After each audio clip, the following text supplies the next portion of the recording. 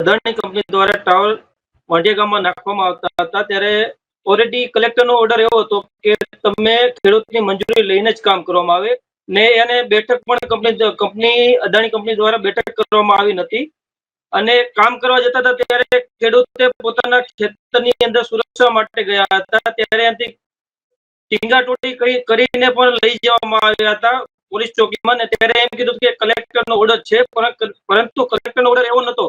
કલેક્ટરનો order એવો હતો કે તમે ખેડૂતની મંજૂરી લઈને જ કામ કરો પરંતુ અદાણીના કર્મચારીઓ ગોલ ગોલ ફેરવીને કલેક્ટરના નિયમોના ધજાગરા ઉડાડે એ પણ આપણે કહી શકીએ.